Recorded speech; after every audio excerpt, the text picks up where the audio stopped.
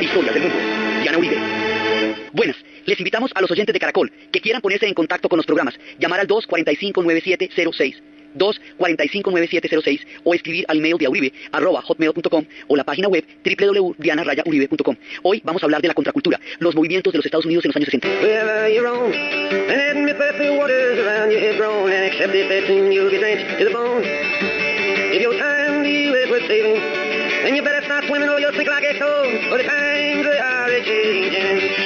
La vez pasada estábamos terminando con una canción de Buffalo Springfield que decía que algo estaba pasando, con una canción de Buffalo Springfield que decía que algo estaba pasando, que lo que pasaba no era exactamente claro, pero que había algo que estaba pasando en las calles y que había que parar, escuchar y ver de qué se trataba. Con eso terminamos el programa pasado. Bueno, pues hoy nos dicen lo que está pasando. Lo que está pasando es que los tiempos están cambiando. Entonces Bob Dylan, que hemos hablado de él como uno de los profetas, como uno, digamos, de los iluminadores de esa época, porque él tenía una claridad muy grande del rumbo de los acontecimientos y lo cantaba, como era un trovador de la línea del folk americano, de toda la historia de que venía de Woodrow Gertie y que va a ser, digamos, un tipo con un profundo sentimiento político y una percepción muy aguda de su tiempo. Él es un protagonista de todo lo que va a pasar, tanto como lo pueden ser las figuras políticas, porque él era el que cantaba una historia que durante mucho tiempo estuvo más cantada que contada. El rock se va a volver un cronista de todos los movimientos de la época, porque todo lo que pase va a estar registrado en el rock, porque no había tiempo para escribirlo, era vertiginoso, había que vivirlo, y la gente lo cantaba, y con las canciones salían a la calle y empezaban su proyecto de transformar el mundo y de crear una utopía. Entonces lo que está diciendo Bob Dylan es que miren por la ventana y ver cómo las aguas se están subiendo, se están creciendo, cómo los tiempos se están cambiando, no hay una cantidad de síntomas, no se puede todavía llegar a conclusiones porque la rueda aún está en movimiento, y empieza a llamar a una serie de sectores. Entonces le dice a los congresistas y a los políticos que pongan atención, porque aquel que no entienda eso puede hundirse porque no entiende que los tiempos están cambiando. Le dice a los críticos, a los escritores,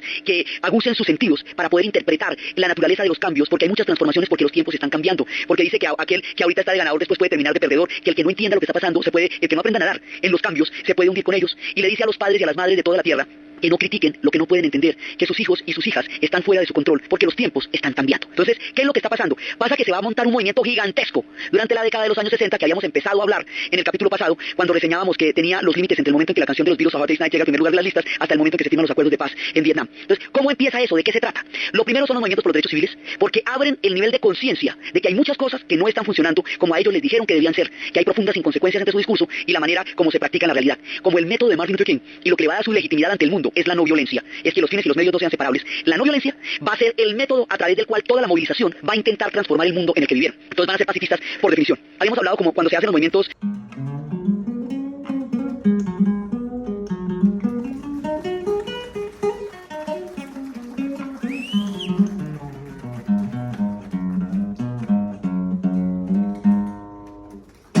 del poder negro, habíamos dicho cómo muchos activistas blancos van a ser después desalojados de las filas, se les va a decir que muchas gracias, pero que no se va a poder seguir con ellos porque lo que viene es un tema puramente negro. Ahí es que esos muchachos van a ser activistas entrenados que después van a montar el movimiento antiguerra. Entonces, por ahí es que empieza, digamos, a abrirse paso esto. Pero tiene muchos lugares, porque son muchísimos movimientos. Entonces, por un lado, empieza a abrirse la conciencia, por el otro lado, empiezan los movimientos universitarios. Y los movimientos universitarios están ligados a la revuelta de Berkeley y empiezan a cuestionar la educación. Entonces, empiezan a cuestionar la verticalidad de la educación, la manera como se impone la educación sobre la gente, la manera como la autoridad hace que obedezcan normas que ni siquiera pueden cuestionar o reflexionar. Se cuestiona el que el profesor todo lo sepa y el que el alumno todo lo ignore y que el profesor le levante la tapa de los sesos, le llene la cabeza de información y luego le toque imprimir. Habíamos visto cómo este sistema vertical de educación se va a cuestionar cuando las universidades se vuelven fenómenos de masas y empiezan a plantear todo un nivel de reflexión. Y ahí se van a cuestionar dos pilares importantes. Por un lado, la educación y por otro lado, la familia en términos de autoridad también. Entonces, por el lado de la educación, se va a formar un movimiento que se llama Estudiantes por una Sociedad Democrática. Students for a Democratic Society. Esos estudiantes arrancan de Berkeley, pero todas las universidades en Estados Unidos van a estar ligadas al movimiento antiguerra, pues a todas las movilizaciones. Entonces, en un primer momento, esto es académico. Simplemente están, digamos, revisando los pilares de la educación. El movimiento estudiantil se está haciendo por todo el mundo. Estamos hablando del 62 y el 63, y después cuando se van a dar los movimientos de la Declaración de Pearl Harbor, que es el manifiesto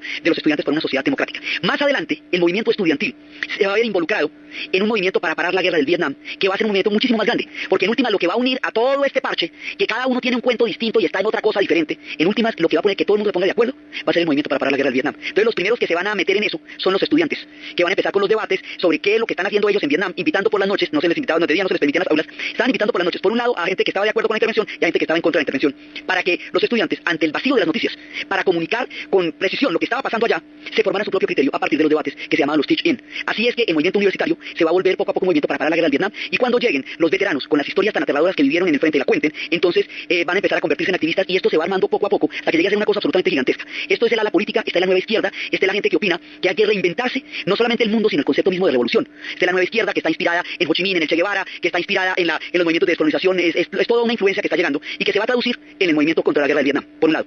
Por otro lado, en casa hay un conflicto con los padres. Y hay un conflicto con los padres muy grande porque los muchachos, los beneficiarios del modo de vida americano, los de la crema, porque hemos hablado de cómo hay un montón de gente que está excluida. Y la gente que está excluida son las comunidades negras, las comunidades chicanas, las comunidades latinas. Tampoco forman parte del modo de vida americano. Los chicanos viven en una situación deplorable. Y ellos decían en las movilizaciones que ellos hicieron que las escuelas chicanas eran como la parte de atrás de los buses negros. Eran una segregación en términos de oportunidades académicas que los mantenía siempre dentro de un sector de servidumbre. Y también hicieron grandes movilizaciones en los colegios por el derecho a la calidad académica y a que se les planteara un futuro universitario posible para las comunidades chicanas. Eso es toda la gente que está por fuera del sueño americano. Pero dentro de la gente que está en la pomada, los de la crema, los que están en lo propio, los de los suburbios, los que se tomaron la avena, los del caso Carla y Beca, los que tienen todo lo que el sueño americano tiene para ofrecerle a una generación nuevecita y recién estrenada, esos también se van a movilizar. Entonces dirá usted, pero ¿y qué les afana? Si todo lo tienen. Entonces ellos son los supuestamente los beneficiarios de todo este boom económico y todo ese bienestar y consumo de la sociedad. Entonces, ¿cuál es el problema? El problema es que ellos dicen, mire, aquí hay un tema que nos toca entrar a analizar. Resulta que usted, como padre de familia, nos ha dado de todo. Nos ha dado la sopita, los zapatos, las vacunas, la gripita, las buenas noches, todo. Pero el problema es que cuando uno llega a la edad adulta o a la edad en que tiene que tomar decisiones, le toca pagarle todo lo que nos han dado. Todo, mire, cada sopa, cada vacuna, la triple vial, todo. Eso, usted nos toca pagarle todo eso con una deuda que nosotros no firmamos, que nosotros no nos comprometimos a pagar. Entonces, ¿cómo así? ¿Cuál es la deuda? Pues la deuda es que después de haber recibido todo ese apoyo, nos toca hacer lo que ustedes quieren que seamos. O sea, los padres van a reproducir en sus hijos el esquema que ellos tienen. Entonces, los hijos tienen que ser o aquello que los padres no pudieron ser porque se casaron, porque los tuvieron chiquitos, por lo que fuera, o aquello que los padres fueron y debe continuar como una dinastía o una descendencia de la gran obra de los padres. Pero lo que el pelado quiere hacer, nadie se lo está preguntando. Entonces el pelado dice, mire, hay un problema con eso. Resulta que eso es muy costoso, porque cada persona tiene una vida por pellejo. Esa fue la suya. Le gustó, no le gustó, le pareció chévere, no le pareció chévere, problema suyo. Pero esta que viene es la mía. Y en este pellejo estoy yo. Y resulta que yo tengo derecho a escoger qué es lo que yo quiero ser. Ahora, si de repente me parece que quiero ser como usted, buenísimo. Pero ¿y si no? Y si no me parece que yo quiero ser como usted, y si a mí me provoca hacer cualquier otra cosa, no voy a poder. Porque usted me tiene comprometida a una deuda que yo no firmé. Mire, muy costoso eso. No voy a poder responder en esos términos. ¿Y qué es lo que usted quiere que yo sea? Alguien que lo haga sentir orgulloso delante de sus amigos. Alguien que lo represente socialmente. Que usted pueda decir, el hijo de fulanita es una lumbrera. No, no, no, no. Entonces, pero ¿y qué tal que yo no quiera ver una lumbrera, por ejemplo? O alguna cosa de esas, ¿ve? Déjeme. Entonces, bueno, pero ¿usted qué quiere ser? Entonces dice, yo no sé. Pero yo quiero el derecho a preguntármelo. Quiero el derecho a averiguar para dónde voy, qué quiero ser. Está surgiendo un mundo para la juventud. Y un mundo para la juventud es una pregunta. ¿Qué quiero ser yo? ¿Qué quiero hacer con mi vida? Y cuando uno ve películas como La Sociedad de los Poetas Muertos, donde el pobre pelado protagonista le toca pegarse un tiro por querer estudiar teatro, entonces se da cuenta que la cosa estaba muy grave porque la repetición de modelos era una imposición sobre las siguientes generaciones que no querían o no estaban seguros si querían eso o no. Empiezan a cuestionar eso. Empiezan a cuestionar el consumo. Empiezan a cuestionar la vida, la misma vida familiar. Porque consideran bien con un papá que trabaja como una bestia, pero nunca tiene tiempo para ellos. O sea, ni lo ven. Es un tipo que trabaja, primero trabaja y luego está cansado. Y no sabemos el señor qué piensa de la vida. Pero dice que trabaja por mí. Todo el tiempo que trabaja por mí. Dice, pero a ver, usted trabaja porque le gusta. Pues a ver. Pero entonces usted me dice que es que todo es un sacrificio por mí. Bueno, si es un sacrificio por mí, yo no me lo estoy pidiendo. A ver. Por un lado. Por el otro lado, la mamá está todo el día encerrada en un mundo de electrodomésticos, que la isla de todos los tiempos estos que les cuento que están cambiando. Entonces empiezan a sentirse que no se hallan dentro de esta nueva, dentro de su condición y de su condición familiar. Ya James Dean nos había advertido que había cosas que a él no le parecían chéveres, pero él no sabía por qué. Aquí ya empieza a producirse una ruptura generacional que en un momento dado va a llegar a ser insalvable en ese tiempo. En este clima, Crosby, Stills, Nash & Young van a cantar una canción que se llama Enseña a tus hijos, Teach Your Children, y es una manera de dirimir este conflicto entre generaciones. That you can live by, and so become yourself, because the past is just a goodbye. Teach your children well. Le dice, mire, usted le dice a los padres que está en el camino, tiene que tener un código de acuerdo con el cual usted se comporte, y tiene que aprender a mirar a sus hijos, dice, enseña a tus hijos bien, y aliméntalos en tus sueños, y así el propio infierno se va a ir desvaneciendo. Nunca les preguntes por qué, porque si te contestan, tú llorarías. Solamente tienes que entender que ellos te aman. Entonces le dice a los pelados, y usted, que tiene los años tiernos, que tiene la juventud, tiene que enseñarle a ellos también a desvanecer sus propios infiernos y a encontrar el camino antes de que se mueran. Y también le dice, no les pregunte por qué. Si ellos se lo dijeran, usted se pondría a llorar. Solamente mire, lo suspire y sepa que lo quiera. Entonces dice que unos y otros tienen sus propios infiernos, y unos y otros tienen sus propios sueños, y tienen que aprender a entenderse los unos con los otros. Los unos para proyectarse en el camino de la juventud, y los otros para encontrar las pistas antes de morir. Entonces, la idea es que aquí se empieza a formar una cosa muy complicada, porque como nunca antes se había dado una rebelión juvenil, ni estas cosas se habían cuestionado, esto va a llegar a puntos de choque. Entonces, muchos pelados van a buscar crear mundos por fuera del mundo de su casa. Y cuando esta coyuntura está, digamos, dándose en un punto, ahí sucede una cosa en 1967 en San Francisco, en High Ashbury, que es el verano del amor. Y es una convocatoria como para buscar pispiristis, porque nadie sabe exactamente a qué es. No es una sentada como en los movimientos negros para desegregar bibliotecas. No es un debate académico como los teach-ins de las universidades. Es una movilización, es un be-in, un acto de ser. El asunto es que todo el mundo se va para allá, a averiguar a qué es que los llaman. Y todo el mundo de flores en el pelo se va para San Francisco. If you're going to San Francisco, be sure to wear some flowers in your hair. If you're going to San Francisco. La idea es que si usted llegaba a San Francisco se iba a encontrar la gente más bonita, la gente tenía flores en el pelo, en las calles de San Francisco había gente fresca, había gente chévere, algo maravilloso pasaba. Pues allá llegaron todos los peladitos que estaban pensando estas cosas respecto a su casa. Llegaron a una cosa que se llamaba el verano del amor. Y ahí, en el verano del amor, en el verano de 1967, oficialmente nace el hipismo como movimiento. Entonces empiezan a llegar allá, hay una cantidad de corrientes musicales que se están desarrollando porque el rock está por todas partes, permeando toda la contracultura, expresándola, dándole movimiento, dándole sensaciones. Es el tiempo en que se está creando el género y está por todas partes. Entonces está Grateful Dead, está un montón de músicos, están The Doors, Jim Morrison, mucha gente está ahí metida y están unos que van a ser emblemáticos de lo que pasaba en San Francisco, que eran los Mamas y los Papas.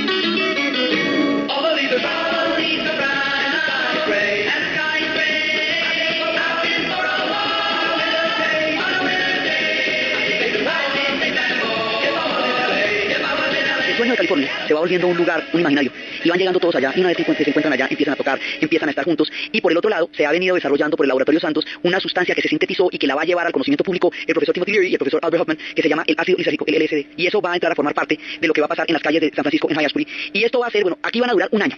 Al cabo de un año que la cosa estuvo ahí, ese ácido lo van a declarar ilegal. Cuando declaren ilegal el ácido, van a empezar a permanentemente hacer requisas, la policía a entrar, y esto se va a complicar muchísimo, y ya no van a poder seguir en High School, en este distrito de San Francisco, ya no van a poder. Pero no pueden regresar a sus casas, porque la ruptura ya fue muy grande. Ya la casa ya no pueden volver allá, ya en el cuarto de ellos pusieron una máquina de coser, en otro pusieron un tallercito. Por eso, ahí se presentó una ruptura que no tenía reversa. Es muy importante entender que esto no tenía marcha atrás para saber qué tan, digamos, qué tan aventurado, tan experimental y tan nuevo era lo que estaba pasando. Ellos ya no podían volver a su casa, ya no se aguantaban las reglas, ya no podían decir dónde estaban, ya no podían llegar a las 7 de la noche a comer, y los padres ya tampoco podían convivir con gente que había tenido experiencias comunitarias, que había tenido experiencias psicodélicas, que estaba en otra vuelta de la vida, era otra cosa lo que les estaba pasando. Entonces, ¿para dónde cogen? Van a empezar a crear comunas, y las comunas son ciclos, o sea, son círculos de gente que pretende reproducir un esquema familiar, pero voluntario, o sea, la familia no les coge. Entonces la idea es que una comuna sea una organización en la cual usted escoja a las personas con las cuales va a vivir en la comuna, y van a compartir todo. Existen movimientos comunitarios en la historia de los Estados Unidos, de acuerdo como llegaron los primeros padres peregrinos, ellos han llegado a comunas, eran comunidades religiosas, los de los cuáqueros y toda la gente que había venido de Inglaterra a fundar la nación. O sea, eso está en el imaginario de ellos. Eso es un tipo de comuna donde se va a crear un nuevo mundo y se va a experimentar una forma de vida totalmente distinta, y se va a compartir todo en una sociedad tan furiosamente individualista como la de los Estados Unidos, donde todo el mundo es un individuo a ultranza. Es muy difícil, porque es una cosa que va en contravía de cómo los han creado. Entonces la gente estaba en la comuna, y en la comuna todo el mundo muy bien, pero había un montón de choques y de fricciones, porque una cosa es que en su casa no le entiendan los movimientos, no le entiendan sus sueños y sus aspiraciones, y otra, que no le entiendan la neura. En una comuna usted tiene que lidiar con que le dejen destapado el champú, con que le dejen el suéter lleno de pelos, con que le pongan la toalla mojada encima de la cama.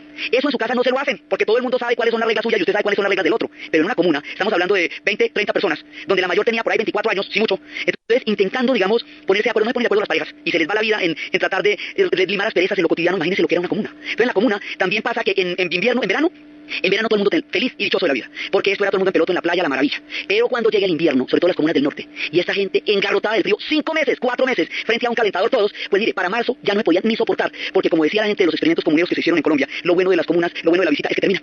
Es que usted cuando hace una visita se va para su casa, y ya. Pero la comuna no termina, eso es como una licuadora. Entonces la gente no podía, esto era un voltaje 24 horas, en donde se estaban rompiendo todos los esquemas de la moral imperante. Entonces se estaba peleando contra la monogamia, porque se decía que la monogamia no era sino una hipocresía disfrazada, y que la gente en la vida real no se comporta así. Entonces estaban empezando los experimentos de lo que sería la revolución sexual. Entonces la idea era que las parejas se compartían, pero eso va para lado y lado, porque cuando se habla de los derechos, de ese tipo de derechos, usted habla por primera persona. No, yo tengo derecho a experimentar, yo tengo derecho a mirar, pero usted no dice mi compañero tiene el mismo derecho que yo o mi compañera, y eso ahí se arman unos líos muy grandes. Entonces empezaron a hacer publicaciones para ver si alguien había solucionado lo que a los otros les producía tanto problema. Entonces había gente que no quería el voltaje de una comuna, pero sí que funcionaban, ponían una panadería, otros un puesto de salud, otros un laboratorio de arte. Esto se llegó a convertir en una red gigantesca. Más de 300 comunas funcionaron durante esa época, que se convirtieron en un mundo alternativo al mundo del sistema. A esto se le llama contracultura, porque es una cultura contraria a la cultura imperante, y eso tiene sus propias reglas y tiene sus propias historias. Como las comunas generaban tanto impacto y tanto rechazo en la sociedad convencional, entonces había que hacerlas en sitios más bien apartados, porque era difícil, realmente difícil funcionar con ellas. Entonces, porque era una ruptura muy grande a una moral puritana. Entonces, por eso era que se hacían panaderías, puestos de salud, todo eso para crear condiciones de viabilidad para la comuna. Más adelante, cuando el movimiento antiguerra se desarrolle, las comunas serán las redes a través de los cuales los muchachos que no quieren ir a pelear a Vietnam puedan, pasando de una comuna a otra, desertar al Canadá, a donde desertaron más de 400.000 pelados por no ir a pelear a Vietnam, cuando el movimiento antiguerra ya alcance momentos cumbres. Entonces la comuna va a ser una fuente de toda clase de innovaciones. Estas publicaciones que se van a hacer para facilitarle la vida a la gente o para comunicarse, se van a volver periódicos, se van a volver periodismo independiente, se va a llamar paraperiodismo porque es un periodismo paralelo al periodismo oficial. Esos pelados van a ser corresponsales que van a ir directamente a Vietnam y van a tener una visión independiente, y como la guerra de Vietnam no fue declarada, ellos tienen el derecho constitucional a cubrir todo lo que pasó, y ellos son los que van a informar qué pasó en Vietnam. Aquí van a salir cantidades, y más adelante estos pelados independientes son los que cuando sean contratados por el Washington Post van a poder revelar el escándalo del Watergate. O sea, y aquí va saliendo toda una forma de pensamiento que se sale de cauce, que se sale de todo lo que está pasando, y empieza el cuestionamiento en serio de todo lo que es la época, el tiempo, la sociedad, los valores, los pilares sobre los cuales están montados. Entonces, los hechos son digamos, el problema familiar, el tema de High-Ashbury y la formación de las comunas. Pero lo que es verdaderamente impresionante es el nivel de cuestionamiento que ellos desarrollaron de la sociedad. Ellos van a desarrollar una crítica tan supremamente fuerte con la sociedad de su tiempo que no van a poder vivir dentro de ella, sino que van a crear una sociedad aparte. Ese es el hipismo. El hipismo es todo el movimiento comunero a lo largo y ancho de los Estados Unidos, que simultáneamente también estaba ocurriendo en Europa, estaba ocurriendo en Alemania y estaba ocurriendo en Holanda, porque los dos fenómenos, el de Europa y el de Estados Unidos, aunque son distintos, estuvieron conectados todo el tiempo. En Inglaterra también se crea un mundo underground, porque se considera que el underground son los metros, son los inconscientes de las ciudades. Por eso también se le llama la cultura underground. Y esto tiene una cantidad de percepciones diferentes. Una de las percepciones es que hay un cambio de era. Está terminando la era de Piscis, que era una era de guerras, y está empezando una era que en su movimiento va a llevar a un mundo de espiritualidad, de tolerancia y de entendimiento. Se dice que el movimiento, las eras duran mil años. Se dice que el movimiento está empezando en los años 60, se estaría terminando más o menos para la segunda década del siglo XXI. Se dice que ahí empieza una confusión astral, que los planetas empiezan a alinearse de una manera que van llevando hacia un mundo de una espiritualidad. A esto se le llama la era de Acuario.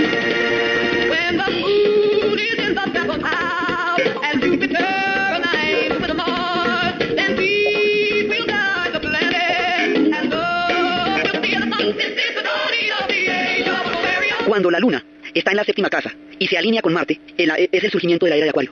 Es una era de armonía, de entendimiento, de mutua confianza. Es una era de mutuo respeto. Es una era de revelación, de iluminación mental. Es la era de Acuario. Más adelante, una mujer que se llama Marilyn Ferguson escribiría un libro que se llama La Revolución de Acuario. Y se compara lo que pasó en esta época, en los años 60, con la revolución de Copérnico, porque la revolución copernicana no cambió, digamos, no fue una revolución política, sino fue una revolución que cambió la manera como la gente se encontraba dentro del cosmos. Esto va a ser una revolución en la conciencia, esto que se llama la contracultura. Es una revolución en la manera como veían el mundo. Entonces empiezan a cuestionar un montón de cosas. Primero, hay una búsqueda de lo sagrado, una necesidad profunda de encontrar algo que realmente sea trascendental, porque en una sociedad de consumo como la que ellos viven, todo se conecta, todo se unta, todo se pone. Entonces dicen, bueno, pero si yo ya tengo todo, y si me lo pongo todo, me lo unto todo, ¿qué más? A ver, ¿qué más? El consumo en sí mismo no puede ser una razón para que el hombre haya vivido todos estos millones de años sobre la Tierra solo para llegar temprano a una barata de final de temporada, porque si el consumo es la última razón para la vida, es una razón patética. Si toda la civilización se hizo para eso, eso es muy poquito. Tiene que haber algo. Son las preguntas por el alma, por la trascendencia. Esas preguntas que necesitan una respuesta del espíritu los van a llevar a la India, y el contacto con la India primero les va a traer una musicalidad completamente diferente y les va a traer una espiritualidad y una serie de miradas nuevas acerca del universo.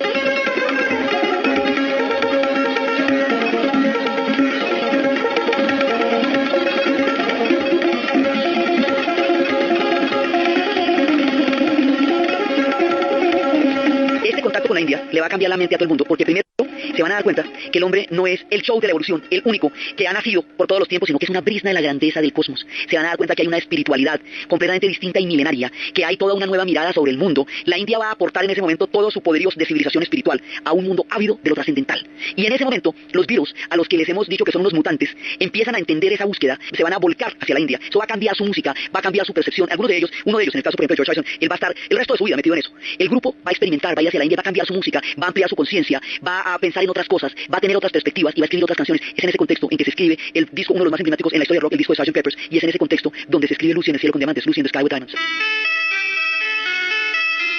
Picture yourself in a boat on a river with tangerine trees and marmalade skies. Somebody calls you, you answer quite slowly. A girl with kaleidoscope eyes. El contacto con la India va a formar una nueva conciencia. Esa conciencia cuestiona el que haya una sola verdad, una sola manera de entender el mundo, el que los europeos y los americanos sean los únicos que tengan la razón y que solamente existe el plano cartesiano, y que todo lo que no codifique dentro del esquema de la civilización europea no sea conocimiento o sea superstición. El eurocentrismo se cuestiona por la vía de la conciencia y por la vía de la descolonización. Los pueblos que estaban sometidos al Imperio Británico y al dominio francés se empiezan a descolonizar en los 60 y eso cambia la mentalidad de la gente. Entonces cuestionan el que el conocimiento científico, no el que sea conocimiento, sino que sea el único. Y una cantidad de cosas que no formaban parte de lo que se consideraba conocimiento, ahora van a entrar a formar parte de esta nueva mirada. Cosas como las fantasías, como los mitos, que son verdades psicológicas del alma, como las historias de los otros pueblos, como otras maneras de pensar, como otros estados de conciencia. Esos estados de conciencia se van a alcanzar a través de dos vehículos. Uno va a ser a través de la búsqueda religiosa, que es el caso de la India, que es el caso del cristianismo primigenio, de volver al origen cristiano, que es cuando sale hermano sol, hermana luna, y Jesucristo superestrella, como una manera de reivindicar una apropiación del discurso pacifista de Jesús. El énfasis en el pacifismo es muy grande, y en las películas como Hermano sol, hermana luna, la manera como San Francisco de Asís entrega su vida anterior para empezar una vida nueva y espiritual es emblemática en esa época. Es la época de los Hare Krishnas, es el tiempo del Tao, cuando empieza a buscarse otro tipo de medicina y empieza a cuestionarse que la medicina sea solamente un asunto del cuerpo, una vesícula en la cama 4 y no Juan, el dueño de la vesícula, que hay que preguntarle cómo amaneció y qué es de la vida de él. Cuando empieza a buscarse formas alternativas de medicina, las esencias florales, todo el espíritu empieza a ser tenido en cuenta cuando se entra en contacto con el Tao. A todo esto se le llama, en ese momento le llama conciencia expandida, hoy se le llama nueva era. Hoy, cosas que ya son parte de la vida cotidiana, en ese momento eran una invención impresionante, porque es la primera vez que se abren a estas realidades. Entonces hay gente que lo hace por la vía de la religión, hay gente que lo hace por la vía de la alucinación, y en la vía de la alucinación hay naturales y hay químicos.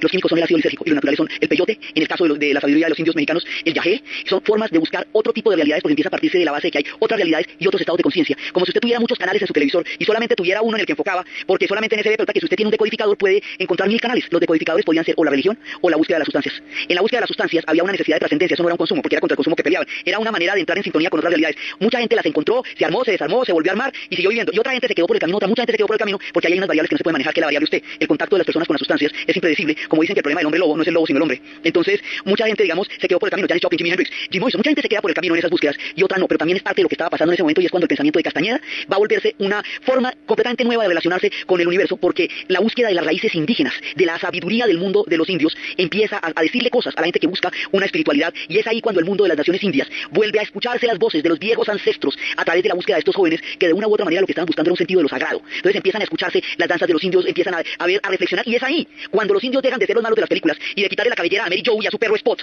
para convertirse en un pueblo de una ancestral sabiduría llevado al exterminio por un proyecto blanco de civilización, porque lo que se cuestiona es el proyecto blanco de civilización. Todo eso se está cuestionando desde esos movimientos. Entonces los indios empiezan a tener un lugar en la conciencia americana y en la vida política en esta coyuntura, y el cine empieza a cambiar y empieza a mirarse de otra manera. Entonces todo lo que tenga un contenido espiritual va a ser ávidamente percibido por ellos como una forma que le dé sentido a una vida que en la opulencia parece perderse, porque ese es el otro lado de las cosas. Cuando usted ya llega a un punto en que lo tiene todo, la razón por la cual lo tiene todo empieza a complicarse. Entonces cuando entran en contacto con la India y se dan cuenta que el hombre no es el rey de la evolución, sino una prisna dentro del gran cosmos, se dan cuenta que el hombre no tiene derecho a destruir el planeta. Y esta gente es hija de una revolución industrial vertiginosa. Las basuras están en todos lados, los desechos nucleares ya empiezan a hacerse terribles. Había gente en un colegio, unos niños que se enfermaban todo el tiempo, y era porque había unos misiles Titán debajo del patio de la escuela, unos misiles que habían sido ya descontinuados como arma bélica, pero que seguían emanando radioactividad, había desechos tóxicos. Entonces el contacto con la India, la profunda espiritualidad cósmica de la civilización de la India y las basuras, los desechos tóxicos, el aire contaminado, van a hacer que se produzca una nueva mirada que se llama el pensamiento ecológico. La ecología surge en esa época como una necesidad de cuidar el planeta porque no es nuestro, y es ahí cuando Cat Stevens se pregunta dónde van a jugar los niños si todo lo estamos pavimentando.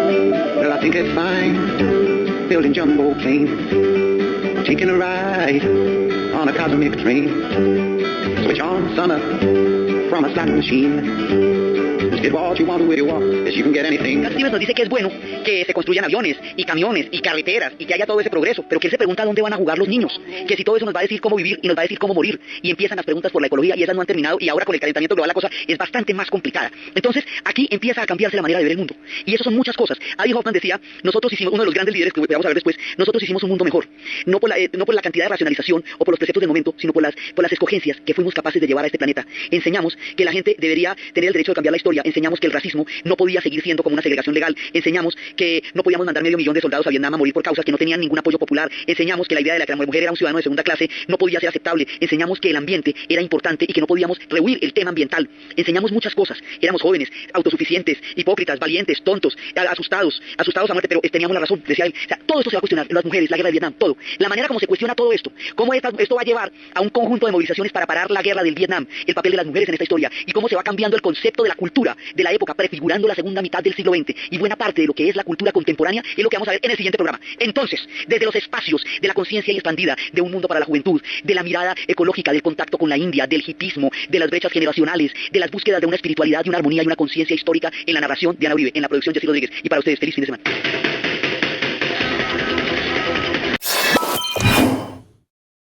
Hola, buen día. Primero que nada, gracias por estar viendo este video, por tu tiempo, este video presentación. Mi nombre es Isaac Vadillo, asesor financiero con 10 años de carrera bancaria.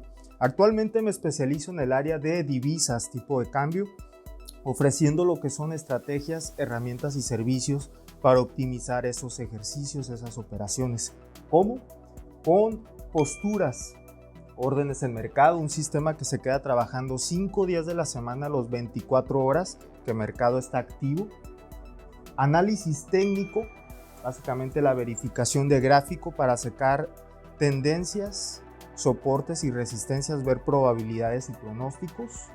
Y administración de riesgos para administrar lo que es a un lapso de tiempo, proteger la tesorería de la empresa por la volatilidad de precios.